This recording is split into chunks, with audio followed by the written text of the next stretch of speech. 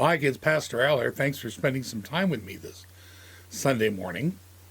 This last week or so has been kind of interesting because my wife's out of town. My younger daughter, Ariana, who is like your parents' age, is out of town. And I have her dog with me, another corgi named Quincy now. Quincy is a full brother to my fairly young corgi, Caleb. And it's kind of fun to watch them hang out in my house when they are getting along and entertaining one another. It's fun to watch.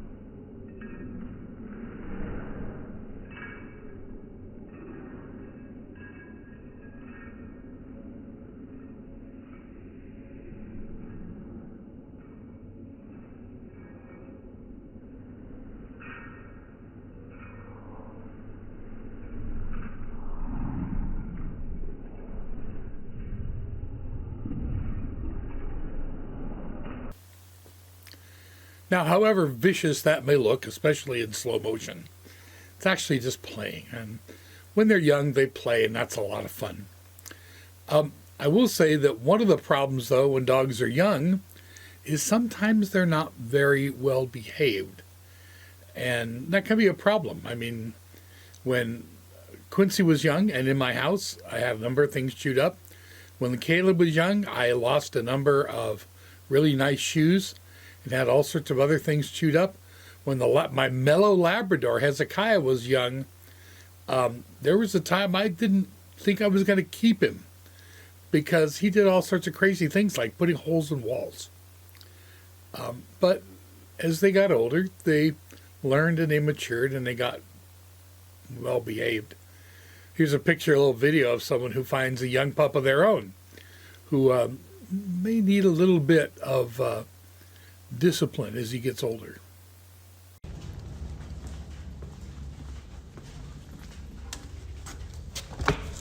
What did you do to my house? Tate! Hey!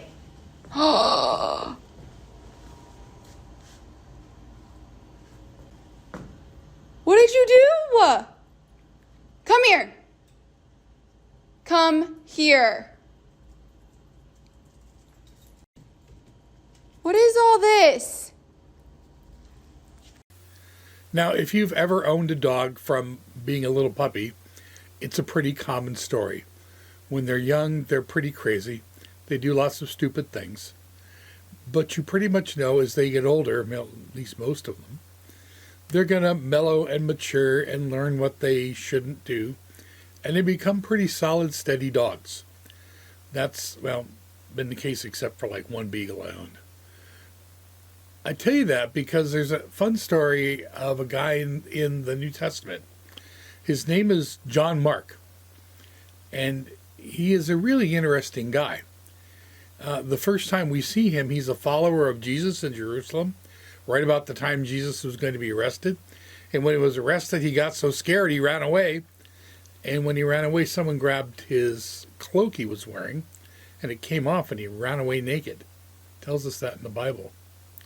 And then later on, he goes with this guy named Paul and another guy named Barnabas, and they're going to be missionaries. They're going to go out and tell people about the gospel. And, well, they get into their trip, and he kind of gets scared and loses his nerve, and he leaves. And it's such a big deal that next time his cousin Barnabas wants to take him along on one of their journeys, Paul says, no way, he can't come with us. You'd think by now he was kind of a failure, wouldn't you? But later on we learned that Paul has become so fond of him that he asks for for him to be sent to him when he's in prison in Rome because he needs his help. And later on, he's working with the Apostle Peter in Rome, who is so close to Mark that he calls him his son.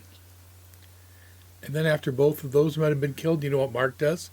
He goes and writes the very first book that tells the story of Jesus' life, his teachings, his ministry, his death, and his resurrection. It's the very first, what we call, gospel. And it's so important to the church because it gives people something in their hands that can tell them who Jesus was and what he did and what that means. Now, there's a lot to say about that, but a simple message today is don't write anybody off just because when they're young they do something stupid. I'm not encouraging you to do things that are stupid, and I think it's a good idea if you can avoid them. But you are probably going to do things that are dumb when you're young. All of us did. I had my share, believe me. And you learn and you grow.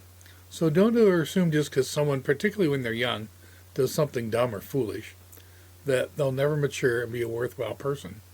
And don't be too hard on yourself when you do something stupid. I mean, obviously, you try not to do it. When you do something, you try to fix it. But don't ever think you're a failure just because you made a mistake. God's not finished with any of us yet.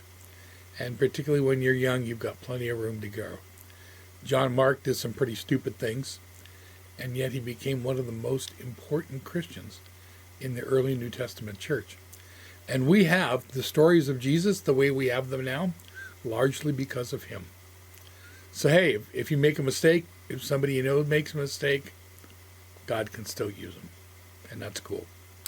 Hey guys, good to see you, and we'll catch you next week. Bye.